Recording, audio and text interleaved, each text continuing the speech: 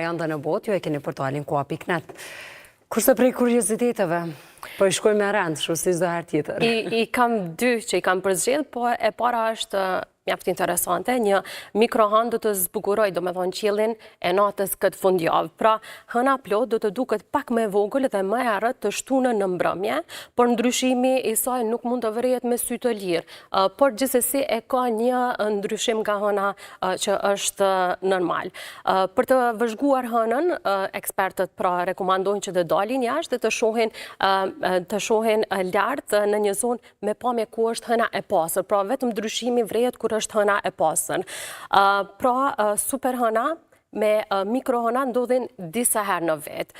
Pra, ka disa faza kur hëna e plot përputhet me orbitën e saj.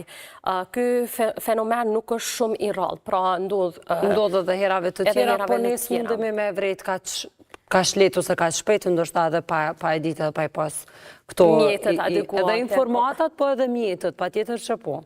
Edhe është me rëndësi që një tjetër mikrohon është parashikuar për muajin maj, ndërsa 3 superhona, se këtu dalojnë, është mikrohona edhe superhona dalojnë njëra me tjetrën, edhe që paraqitet do me thonë në muajin tetor, nëntor dhe dhjetor. Pra, kemi mundësimi po superhona. Edhe superhonat, kurse tash mikrohënën mundeni me pa të shtunën në mbrëmje. Uroj që ndoshta paka shumë ta vrejnë deri diku me sy të lira, apo ta vrejmë do një ndryshim, por jo krejt që mundemi me marë vesh ose me kuptu edhe pa ato mjetët që na duhen pa teleskop. Është interesant, është një ndryshim me po. Kështu që aja na film një paktën me ditë që ka diçka të tillë. Ka mikrohanë dhe superhanë. Interesante. Po, ndërsa kurioziteti tjetër është bëhet fjalë për stjuardesat. Pse na përshëndesi me mirësjellje?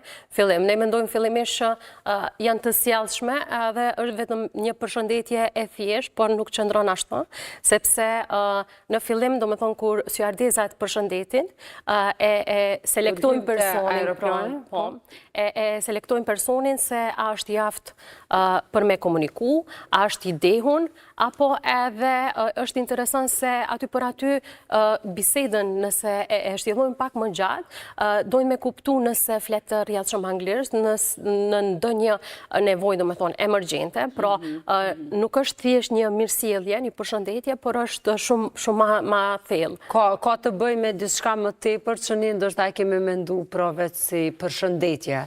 E thjesht, po aty pas kanë qenë edhe diçka më tepër. Edhe diçka më tepër. Mirë shumë që na përshëndesin edhe uroj që krejt fluturimet me shku krejnë barë, sidomos që kemi pas edhe aksidente të shumta, si vjet dhe vitin e kaluar që janë shënuar, është pritur edhe frika ndoshta sidomos për këtë mjet udhëtime, por se dyqo vazhdon të mbetet si njëri prej më të sigurtëve.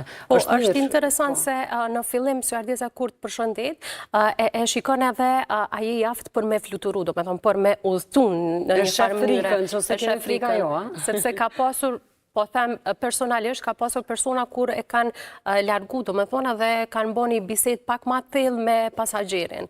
Pra e kanë dashur me kuptu se është jaftë për udhëtim edhe gjonat e tjera, se të pak të jemi në ajra atje dhe pastaj s'kemi çka me bo. Ma mirë me ju kuptu para se me fillu fluturimin. Po, pa tjetër.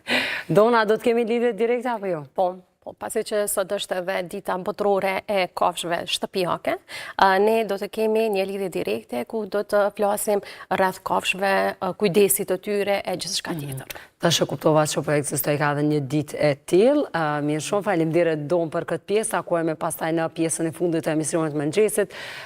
Menjëherë pas orës 9 patjetër që takohemi me Donën, kurse tash e përmbyllim këtë pjesë të parë me një material tjetër që na vjen nga bota e showbizit dhe rikthehemi e flasim për ulçinin, për investimet që do bëhen